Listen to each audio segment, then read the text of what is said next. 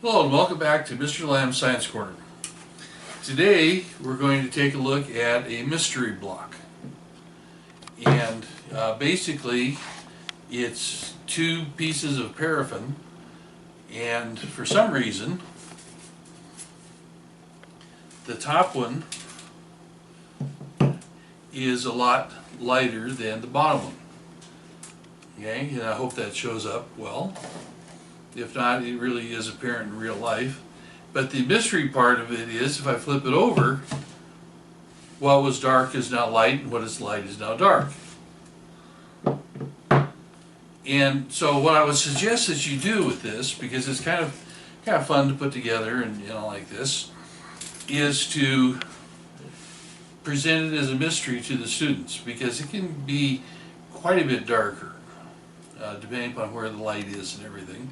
So it shows up dark, and if you keep flipping it over and over, it's always one part is light and one part is dark. And if you have some very observant students, they will notice that the part that is to the light is going to be light, and the part that's away from the light is going to be dark. And what I would suggest is that you have this, you fix it up ahead of time, and if you buy a block of wax like this costs about $4, so not a huge expense, mind you, especially since with care it'll last just about forever. You present it as a mystery and ask them to come up with hypotheses to explain this, and you'll get probably lots of different ideas. And so after it runs its course, what I would do is have the other two blocks because it comes in 4, is to have one part that's not actually sealed up and show them that what you have here is you have a piece of aluminum foil in between the two blocks. And so without that, they're pretty much the same, but the aluminum foil will block off the light for the part that's away from the light, and so it's quite a bit darker. So if you have this sealed up so it can stand some handling, and then another part that is just held together with rubber bands, then you have a perfect set there. When you put this together, I tried I tried a match to melt the wax, and that's why it's kind of blackish around here and a little bit here too.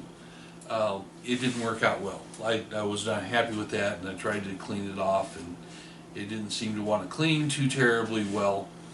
So what I did is that I took a soldering iron, and if you don't have access to one at home, somebody there at school will have something.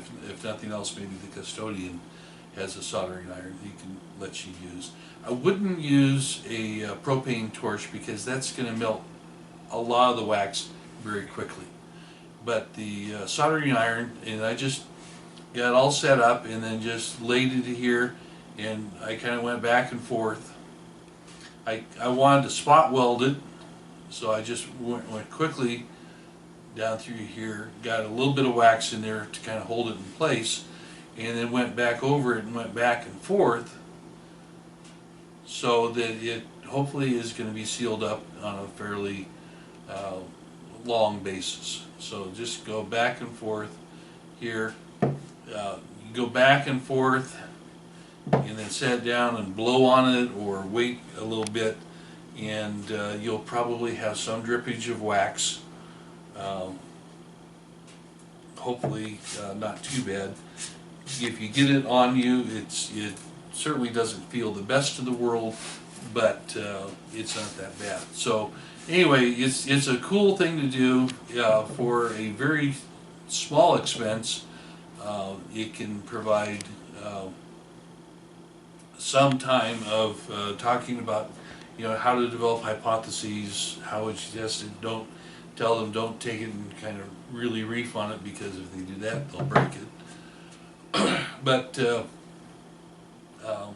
it will help develop the idea of a hypothesis is, I guess one definition of a hypothesis is an educated guess. That you really don't know why this is, but you're trying to think of some different logical things that it could be. And then after you have a good time at that, then you take the other one and show them what it actually is. Okay? And so then that would be a good use of the scientific method. Thank you very much. Goodbye.